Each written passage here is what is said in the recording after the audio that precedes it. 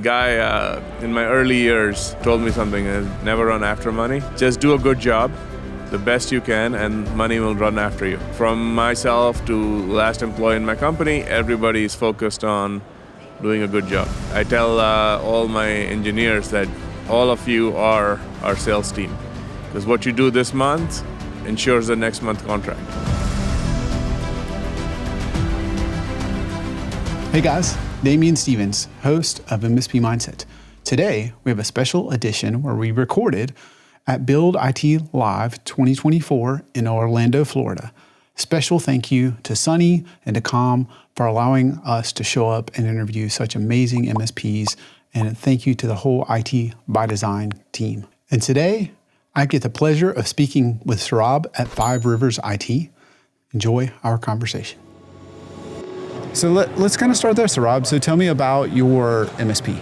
So our MSP is Five Rivers IT. We are based out of northern New Jersey, and we primarily service clients in New York City Metro. That's for our managed services that require on-site.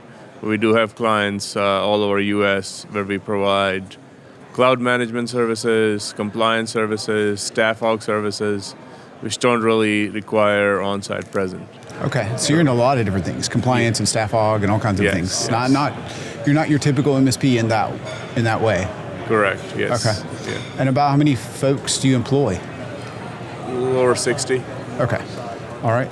And I hear that it's been announced that recently you just did your first acquisition from, I don't know the right way to call it. I call it Sunny's, but if IT by Design's MSP, I guess they're out of that business, and you are the acquirer. Is that right? That is correct. Yes. In May this year, they divested the traditional MSP business, which we acquired.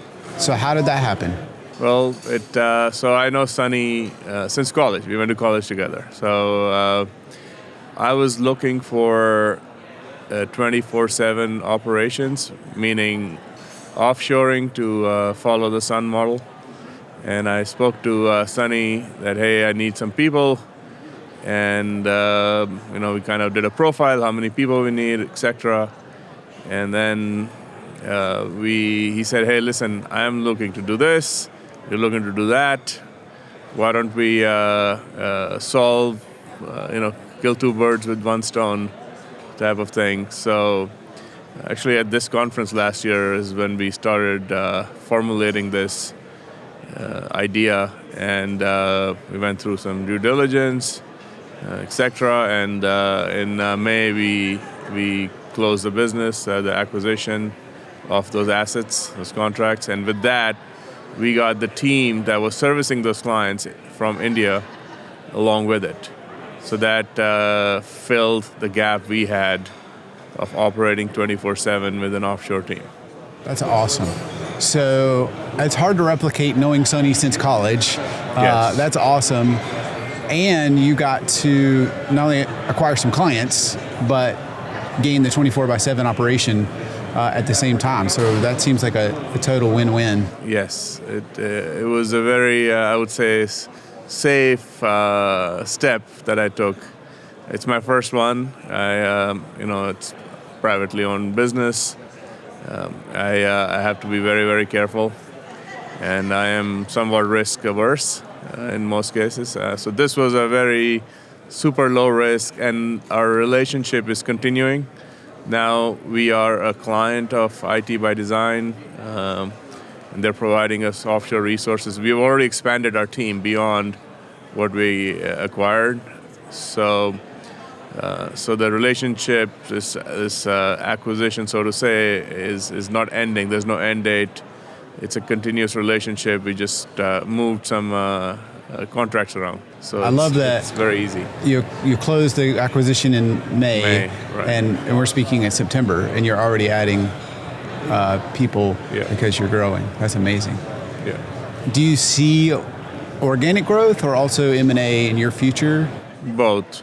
So we're not a roll-up or anything like that. It's not, acquisition is not our top of mind type thing. Again, this thing just happened to be, as I mentioned. I think going through the exercise, I've learned a lot, and I have my parameters a little bit more defined on what I can potentially acquire. I don't want to do a lot, small bites. We've been very fortunate with organic growth. It's 25% average over many years in the past. Even during COVID year 2020, we actually inched up. Not as good, but we inched up for sure. And then 2021, we had a good amount of backlog that just came through, and we had explosive growth, which we've been trying to keep up with that. And so with the acquisition especially, it's been phenomenal. This year has been phenomenal. Hey guys, today's episode is sponsored by Sarabjit. Sarabjit does two things very differently from any other backup and DR company. The first is they are maniacal about testing your backups daily, weekly, monthly, and quarterly. Last, they're crazy enough to manage the backups and take over 80% of the operations. So it's done for you proactively, but allows you to put your hands on it to be the hero when needed. If you want all of that, plus immutable and unlimited storage, make sure to take a look at Sarabjit.com. What do you attribute your strong organic growth to? Because a lot of MSPs struggle with that. Yeah, I wish. I think delivery, very strong delivery. I am personally very averse to letting clients go. We have not been fired in our entire history by any client. 16 years. 16 years and you haven't been fired by a client? Yeah, and we have lost clients, but it's purely for reasons not in our control. They went out of business or financial reasons. Some couple of COVID casualties we had, but otherwise, no. I'm a strong believer in one in hand is better than two in bush. So we focus most of our energy in retention, and that just grows over time. Clients grow, they refer you, I heard this term referral dries up. I don't think it does. It maybe slows down, but at some point it actually accelerates. Because we have a lot of clients now, so just the percentage goes down, I believe, but the actual volume goes up. And so we still grow by referral quite a bit. So that's, I think, number one, do a good job. It's a guy in my early years told me something, never run out of money, run after money. Never run after money. Just do a good job, the best you can, and money will run after you. And I took that to heart. So from myself to last employee in my company, everybody is focused on doing a good job. In fact, we hired our first sales guy about a year ago. We did not have sales team. So we really were, hey, how do we keep up with delivery situation, which is great. And again, I tell all my engineers that all of you are our sales team, because what you do this month ensures the next month contract. So that's my formula. I will, work with clients, sometimes go below expected margins, do things that all the peer groups will tell you not to do, in terms of, skinning your margin. What's an example of that? I will sometimes, I will get a referral or a bigger client, and it's a shoehorn, right? The first one especially.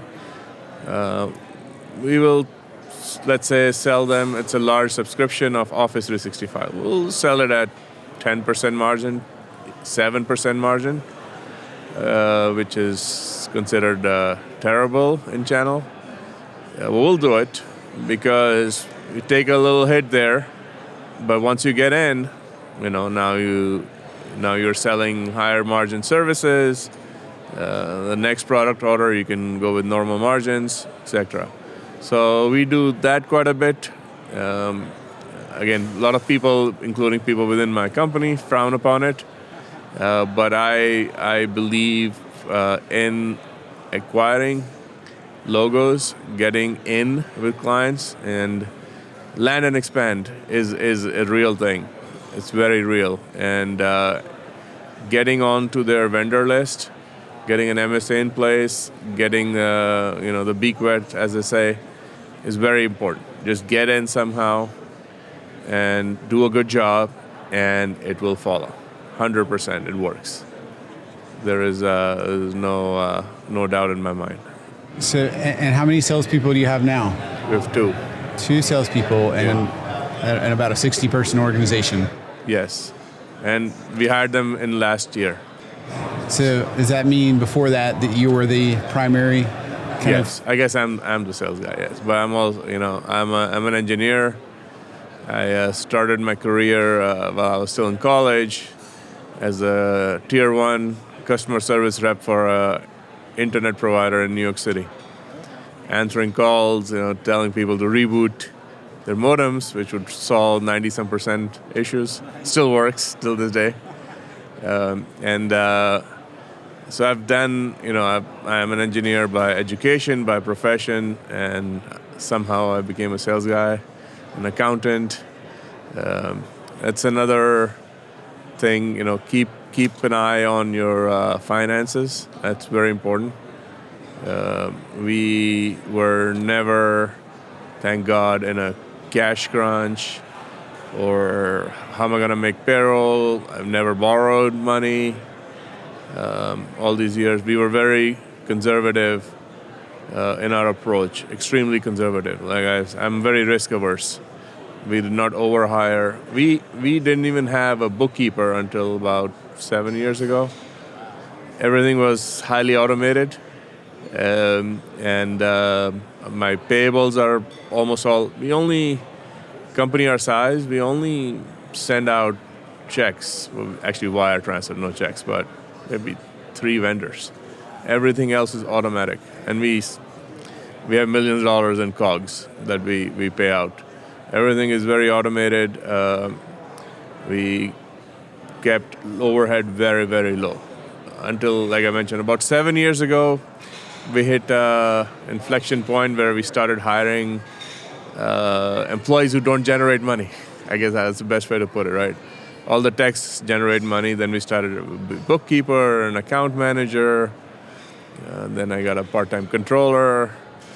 Yes. Then we hired, during COVID, a director of operations. So we started building up middle management. But be mindful and cognizant of your finances. Do not put yourself in a financial stress. The only time it happened to me a couple times was end of year, where everybody would buy stuff and not pay us till January. So a very good problem to have, but it put us in a. But again, we have credit lines with distributors, etc. Manageable, but never with payroll. We never got into that. Never put us in that situation.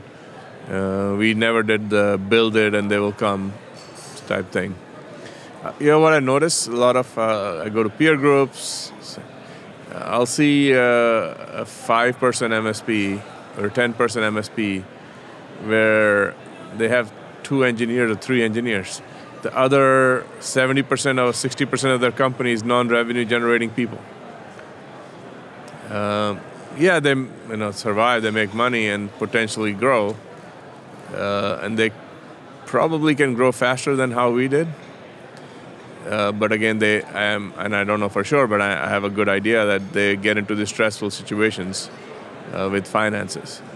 So keep your overhead low and make sure that your revenue can do your payroll plus some. It's very, very important. When I think conservative, which you mentioned multiple times, because you were so measured in your growth, I think kind of restricted growth. I think slower growth, but then you said you had been averaged maybe something like 25%. Yeah.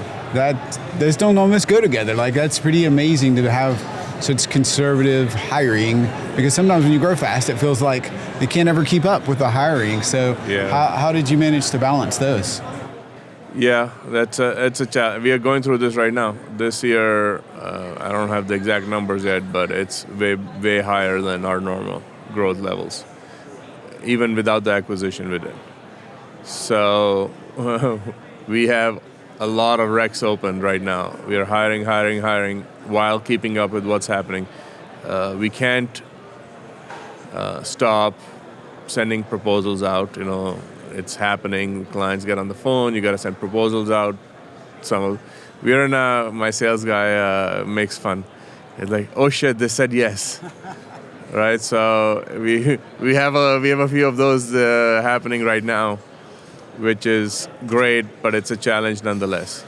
So one other thing we try to do, we're not always doing it, is staying a little bit overstaffed on the tech side. It's, again, same theory. Don't extend yourself on middle management or sales. Again, everybody runs their business how they want. I'm not telling anybody what to do, but this is kind of my opinion. But stay a little bit ahead on the engineering side. There's a couple of things. Helps you in those growth periods. And B, it keeps their stress level low. So it helps with retention. We also have excellent employee retention. And if you ask me, one key factor of our success will be that. The team. Retaining the team. We got lucky with the first few hires we had, who are still with us, and so there's a little bit of luck and a little bit of what we did to retain them, and I think that really again leads to better service delivery, better client retention, and sustained growth. So you don't get into stressful situations. What's the thing you see, or what have you learned about making sure you retain your people? There's no silver bullet, I guess. Sometimes you just can't. But I think being engaged with them, this whole conference, there's so many sessions about how to do what, to answer the question you asked. So it's a complicated answer, and it's individualized answer. The pointers I can share are be involved with them. Not even personal life involvement, that helps as well, but at least at work level. What's going on with this client? Learn their struggles at work, whether they're dealing with personalities at clients' offices, workload, co-worker situations, and be very transparent, and also communicate growth, business with them. This client is very profitable, this client is not profitable. We want to retain this client even though they don't pay as much because he gave us 4 referrals, so collectively, whatever it might be. If you're thinking it, they need to know why you're sending them to this client that nobody likes to go on a Friday evening. You know why, but they need to know why as well, and they need to be on the same page, which will avoid frustration and again lead to good retention. So keeping them in the know. We are doing actually last staff meeting we re-announced it. We regurgitate this all the time that, hey, even what we're doing now is our salespeople and account managers, when they're sending proposals to existing clients, they are running it by the techs that service that client. Hey, we're about to propose this. What do you think? That's one problem when you start to grow, start to come to our level. The salespeople kind of just sell whatever or upsell. And it's not a great idea. And then you can manage, yes, but it's better to have engineers involved in selling, in account management. And that also helps retention. They know what's going on, they feel involved in growth, and finally share your wealth with them, right? They're there to make money as well, just like you are. So I was talking somebody yesterday that everybody works for two things, boiled down, money and career satisfaction. And career satisfaction has nuances. Personal satisfaction, works at whatever. But it's really they want to be happy and satisfied, and they want to make money. And everybody has a sliding scale. Some want one more than the other, and you kind of need to know that and cater to that. So it's knowing your people, keeping them engaged, retaining your employees. That will, if you ask me one thing, that would be the silver bullet to sustain growth. It's a little longer road traveled, but yeah, we have an employee here who worked at a larger MSP, and they were churning. They did not care about customers. Their sales team was half the size of the company, was sales. And they were writing contracts all the time. But on the other side, they were losing contracts. So I guess that's an approach, but not my approach. It seems like you care very deeply about your team and your clients. Yes. And I think it's easy to say that, and it's hard to put that into action. I think most MSPs I know, at least, maybe not all of them, most of them, they feel that way. But getting that across to your client or to your team sometimes can be a struggle. Is there a particular lesson you went through as you were growing into kind of middle management, past the direct layer of management, to make sure that your team still knows that you care, or that your managers care, or whatever that may be? Yeah, so we do a monthly staff meeting where I do bring this up. It comes from my mouth. And then they have individual managers doing one-on-ones and whatever day-to-day interaction. And we have a management meeting as well, every other week at least, where we reiterate all this. So we make a conscientious effort in saying this and following through and really honing in on these things, for sure. You have to do it. If you're just thinking it, it's not true. It's not happening. How does this focus on the team translate into hiring? You mentioned you have a bunch of open requirements. How does that shape what you're looking for when you're looking to add to your team? Because when you grow fast, you could skip, you could be tempted to skip things and just hire maybe the wrong fit people. But I'm curious, how does that shape how you hire? So we have core values, and we are constantly refining those, but we have an idea. We know what it is. And we were recently having this discussion that our interview process should just stem out of our core values. So there's obviously technical talent, but we also check on soft skills, their attitude, all that. And we interview people against our core values. And if they don't fit in, then they're not going to be hired. What you did bring in is a very interesting point, that when you are hiring a lot of people, and yes, you have to compromise. I am not going to sit here and lie to you. You have to compromise on some of those values simply to put bodies in place. Again, there are some obvious absolutely not situations. What we do in those cases is we find potential. Does this person may not be fitting into all the categories, but do they have potential to be that person, or can we train them or mold them into how we want them to be, right? And then within your core values, well, not the core values, right? You don't compromise on core values, but there are adjacent Okay, if the B level values. Okay, if they don't have this, it's fine. It's mostly on technical side. We my best hires were actually not good technically, but I saw potential. I remember my first interview at the ISP job. They asked me all these questions. I answered 0 questions. I did not know anything. And I told the guy, I'm like, listen, hire me, you won't regret it.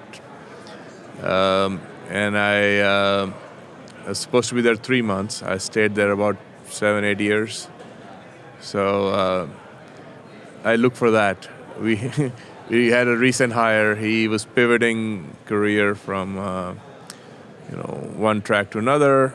Okay, and he was making good money in this track, but he wasn't worth that much on this track. So he said, "Listen, okay, what's your budget? Okay, I'll take it, but in 6 months I will ask for what I want to ask for." And I like the confidence and the attitude, and we hired that person, and they're doing very well. So I like that. And they at least gave you the gift of telling you where they want to be, Yes, being specific about that. yes, confidence and people who have the fire in them, they make things happen. That's very important. Hiring is tricky, and everybody says slow hire, fast fire. We also haven't fired many people. I think I count on one hand in all these years. So we try to follow it. But right now, like I said, we have almost 10 recs, and some of them we are like, okay, which one is acceptable? Because we just need people right now, and that's okay. You don't have to die on that hill. It's okay. It's you're not gonna get all perfect employee, especially if your numbers grow. Right? You gotta have the first few perfect. I think that's important. Well, Sarab, considering how fast you're growing, this is just a total gift to take your time to out of the busy schedule at Build IT Live to speak with me. Thank you for being here, and thank you for being on MSP Mindset. Thank you.